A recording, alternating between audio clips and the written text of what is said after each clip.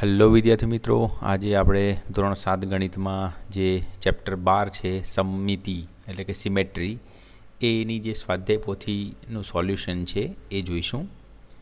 તો પહેલો છે પ્રત્યેક વિધાન સાચું બને એ રીતે ખાલી જગ્યા પૂરો. તો પહેલું છે સમબાજુ ત્રિકોણ ને 3 સમમિતિની રેખાઓ એટલે કે લાઇન્સ ઓફ સિમેટ્રી હોય છે. ચોરસને 4 સમમિતિની રેખાઓ હોય છે.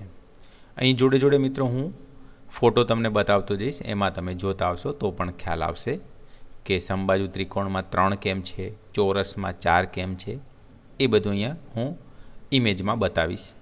નિયમિત પંચકોણ રેગ્યુલર પેન્ટાગોનને 5 સમમિતિની રેખાઓ હોય છે. નિયમિત ષટકોણ રેગ્યુલર હેક્ઝાકોનને 6 સમમિતિની રેખાઓ હોય છે. નિયમિત અષ્ટકોણ રેગ્યુલર ઓક્ટાગોનને 8 સમમિતિની રેખાઓ હોય છે. વર્તુળ સર્કલને સમમિતિની રેખાઓ અસંખ્ય હોય છે. તો એ પણ ફિગર અહીંયા બતાવી છે. પ્રશ્ન 7, અંગ્રેજી મૂળાક્ષર ઝેડને 0 સમમિતિની રેખાઓ હોય છે. તો અહીં જોઈ શકો છો ઝેડમાં એક પણ સમમિતિની રેખા મળતી નથી. અંગ્રેજી મૂળાક્ષર ઝેડની પરિભ્રમણીય સમમિતિનો ક્રમ ઓર્ડર ઓફ રોટેશનલ સિમેટ્રી 2 છે. 9 નંબર, અંગ્રેજી મૂળાક્ષર ઈને એક સમમિતિની રેખા હોય છે. અંગ્રેજી મૂળાક્ષર ઈને પરિભ્રમણીય સમમિતિનો ક્રમ 1 હોય છે. અર્ધભ્રમણ હાફ રોટેશન એટલે 180 ડિગ્રી પરિભ્રમણ કોણ એંગલ ઓફ રોટેશન કહેવાય. ચતુષ્કોણને 0 સમમિતિની રેખા હોય છે. વિષમબાજુ ત્રિકોણને 0 સમમિતિની રેખા હોય છે. બધી જ બાજુ અલગ અલગ હોય એટલે એમાં સમમિતિની રેખા ના મળે મિત્રો. બીજો પ્રશ્ન છે, કૌંસમાં આપેલા વિકલ્પોમાંથી સાચો વિકલ્પ પસંદ કરી નીચેના વિધાનોમાં ખાલી જગ્યા પૂરો. ટેનિસ બોલને સમમિતિની રેખાઓ, તો એ તો સર્કલ જેવું ગોળ હોય ને એટલે અસંખ્ય મળે. અંગ્રેજી મૂળાક્ષર એચની સમમિતિની રેખાઓ 2 મળે. અંગ્રેજી મૂળાક્ષર એચની પરિભ્રમણીય સમમિતિનો ક્રમ 2 હોય. અંગ્રેજી મૂળાક્ષર એસની સમમિતિની રેખા 0 હોય છે. લંબચોરસને 2 સમમિતિની રેખાઓ હોય છે.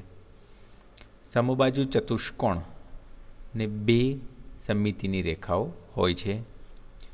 સમલંબ ચતુષ્કોણને 0 સમમિતિની રેખાઓ હોય છે.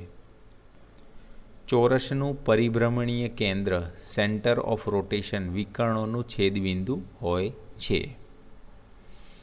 ચોરસનો પરિભ્રમણીય કોણ 90 ડિગ્રી હોય છે. લંબચોરસનો પરિભ્રમણીય કોણ 180 હોય છે. 11 નંબર, એમ ને ઊભી પરાવર્તિત સમમિતિ વર્ટિકલ રિફ્લેક્શન સિમેટ્રી છે. એટલે એમમાં ઊભી વર્ટિકલ સિમેટ્રી મળે, સમમિતિ મળે. ડી ને આડી પરાવર્તિત સમમિતિ હોય છે. ડીમાં આડી હોય મિત્રો. એચ ને ઊભી અને આડી બંને પરાવર્તિત સમમિતિ હોય. તો અહીં ફિગરમાં બતાવ્યું છે, જોઈ લેવાનું મિત્રો.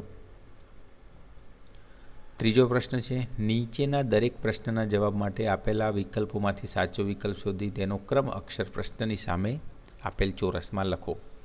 અર્ધવર્તુળ સેમી સર્કલનું પરિભ્રમણીય કેન્દ્ર સી વ્યાસનું મધ્યબિંદુ આવશે. નિયમિત ષટકોણનો પરિભ્રમણીય કોણ એ 60 ડિગ્રી 60 ડિગ્રી હોય છે. ત્રીજું, સમબાજુ ત્રિકોણનો પરિભ્રમણીય કોણ ખાલી જગ્યા હોય છે એટલે કે 120 ડિગ્રી હોય છે. નિયમિત ષટકોણને સમમિતિની રેખા 6 હોય છે. 3 પાંખિયાના પંખાની પરિભ્રમણીય સમમિતિનો ક્રમ સી એટલે કે 3 હોય છે. 6 નંબર, ખાલી જગ્યાને એક જ સમમિતિની રેખા હોય છે. C option અર્ધવર્તુળને.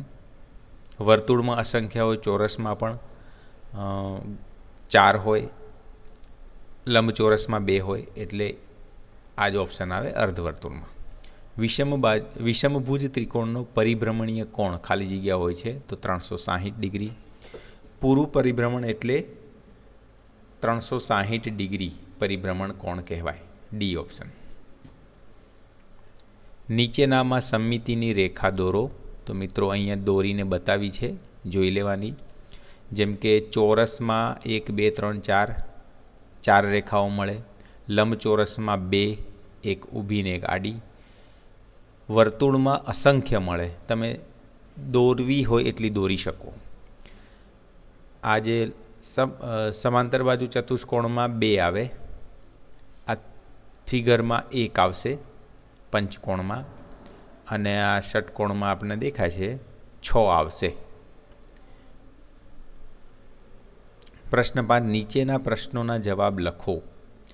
તો ઊભી પરાવર્તિત સમમિતિ હોય તેવા અંગ્રેજી મૂળાક્ષરો તો AHIMOTUVWX અને Y કેપિટલ આ બધા લેટર્સ છે.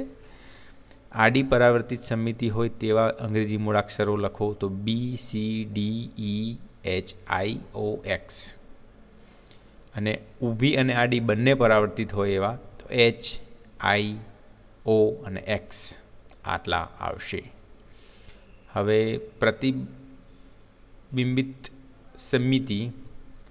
પ્રતિબિંબિત સમમિતિ રેખાને આધારે ચિત્રો પૂરા કરો. તો આપણે અહીંયા ચિત્રો પૂરા કર્યા છે. આ જે છે એવું ને એવું આ બાજુ ડ્રો કર્યું છે એટલે આખું પિક્ચર આ રીતના દેખાય. બીજામાં પણ એવી રીતના પિક્ચર આપણે ડ્રો કર્યું છે. ત્રીજામાં પણ આ રીતના બતાવ્યું છે. નંબર 7, નીચેના ચિત્રોમાં સમમિતિની રેખાઓ દર્શાવો.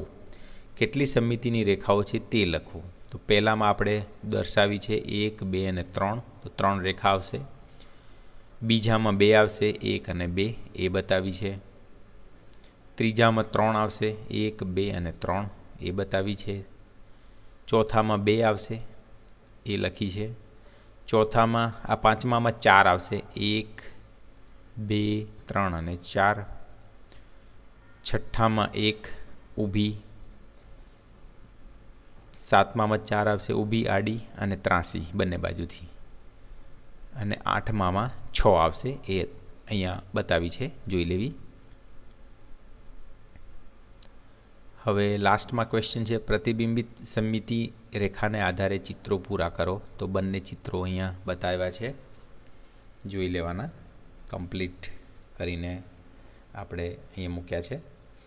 તો આવી રીતના આપણે સંપૂર્ણ જે પાઠ 12 છે સમમિતિ સિમેટ્રી એનું સ્વાધ્યાય પોથીનું સોલ્યુશન જોયું. તો આ વિડીયો મિત્રો તમને કેવો લાગ્યો એ કહી શકો.